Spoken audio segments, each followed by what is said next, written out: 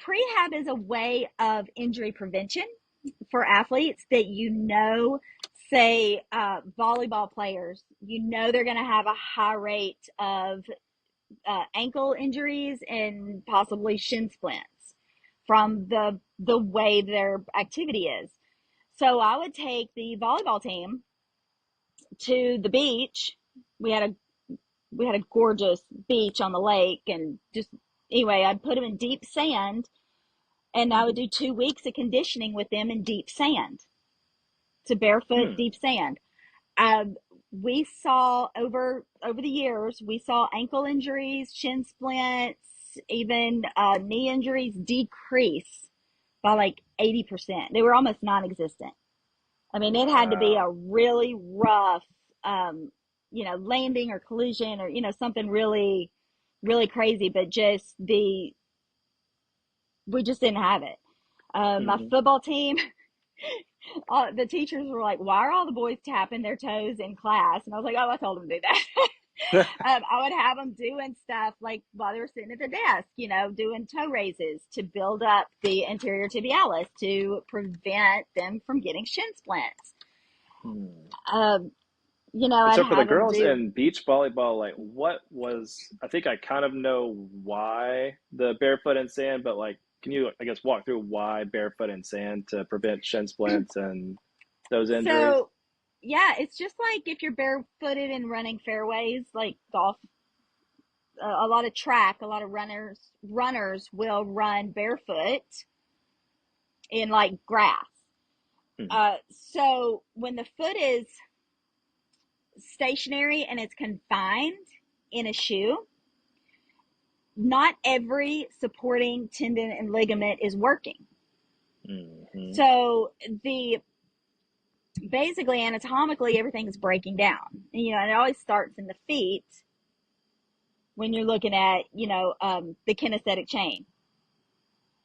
So if you can basically utilize, I mean, honestly, the way God made us, I mean, not with all the shoes and the cushionings and the hokas and the, Oh I gosh, mean, the hope. more you can Oh. actually, oh, I've got my hokas on right now, so don't judge. I don't judge.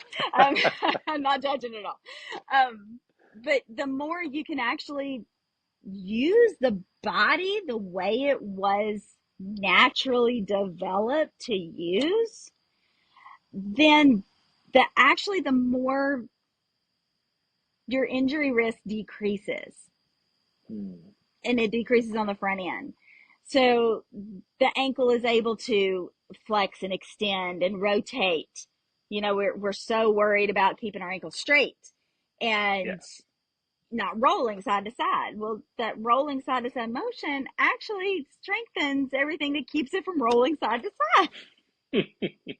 Yes. It makes sense. I mean, God didn't make us flawed. I mean, so we've gotten so away, and that was like a big thing that I learned. I know I'm going to sound crazy, but from Bruce Lee, when you study all those old, especially like martial artists and um, yeah, we're Western, Eastern medicine, and how, the body works together as one unit. Hmm. Um, I loved learning during my master's.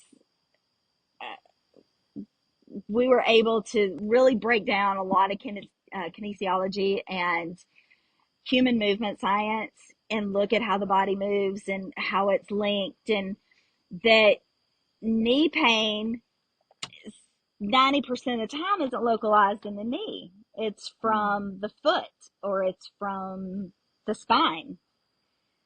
Um, like you have to look at the body as a whole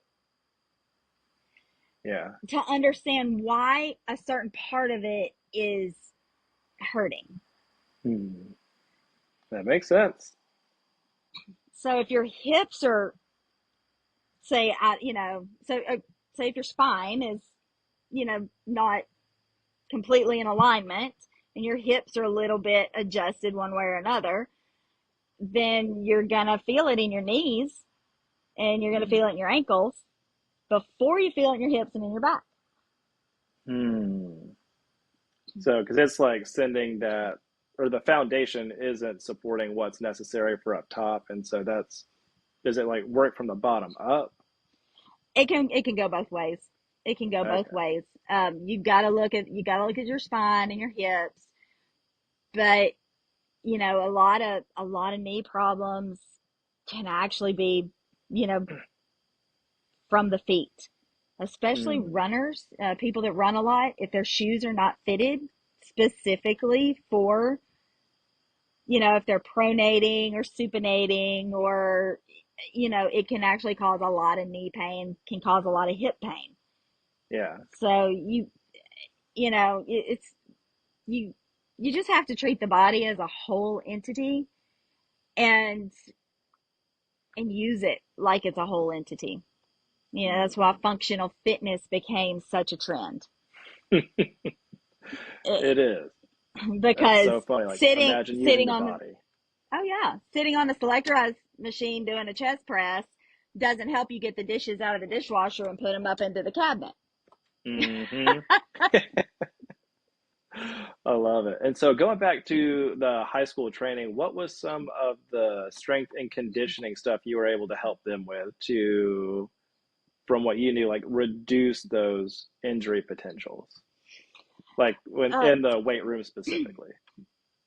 so I developed, so my main function was actually developing the programs that they did before they got in the weight room with the strength and conditioning coach.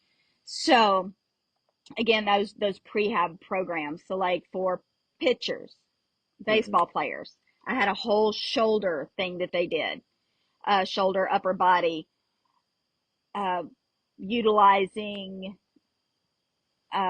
either a band or no, really no weights. I don't know if have you ever done like your YWLs. It's a shoulder. You learn it in physical therapy, Hmm. but you don't have to get injured to utilize these exercises. They're great for preventing injury. But Yeah. you can lay on a table and, keep with your top half off the table. So, from chest, shoulders free to move. And, or you can do it over like a ball, like a Swiss ball, Okay. either way. But you essentially want to, I'm gonna try to do this. Bring your thumbs Yeah. together. So it's all in the thumbs.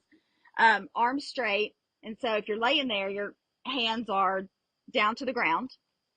You would raise just your arms up into a Y. Okay. So you're going just that Y, and Hmm. you would do 10 of those, and then turn the thumbs in, and then do 10 W's. It's scapular rotation. Okay. Oh. And then you come out and you're in, you know, internal, external rotation here. And so we start no Huh. weights. We work to tubing, using tubing to do the exercises. And then we work up to doing literally like 3 pound weights. I mean, I used to have bodybuilders, like big old beefy guys, would take their little, they called them their little sissy weights, their little 1 pound dumbbells, and they would go in the personal training office to hide from everybody so they didn't see them doing their YWLs with their 1 pound weight. I believe it. That pride is a real thing. It's a real thing. But when you're using those supporting muscles, they're not prime movers. They're not biceps and triceps.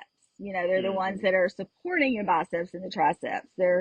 But they need as much or more attention than the bicep or the tricep, because they're the ones that are holding joints where they're supposed to be, Hmm. holding, the skeleton where it's supposed to be. So I did baseball, uh, football, the volleyball team, uh, track. A lot of track, a lot of runners, a lot of runners, working through just big range of motion activities. They used to host a camp our little school in Arkansas, they were quite the track team. They were really good, state champions every year.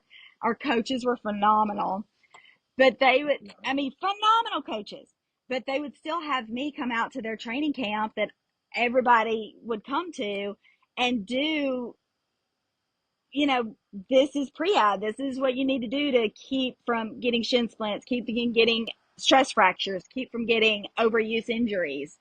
Mm-hmm. So I ended up being like the injury prevention guru. And then I saw them on the other end when they were injured. And then I just helped, you know, coaches are like, okay, I've got this kid that's doing this. Like, what do I need to do? You know, their range of motion, or they're not getting any strength gains, or, you know, and then I would end up talking to the kid and being like, what's your diet like? Mm-hmm. You're not getting where you're supposed to get. Start telling me about your life. I was like a counselor. I don't know. And so I was able to kind of get to the bottom of some things that the coaches weren't understanding. They just knew that they're supposed to be here in the pyramid and they're not there in the pyramid. And, you know, and I'm like, okay, I'll figure it out. It's like being a detective. Right.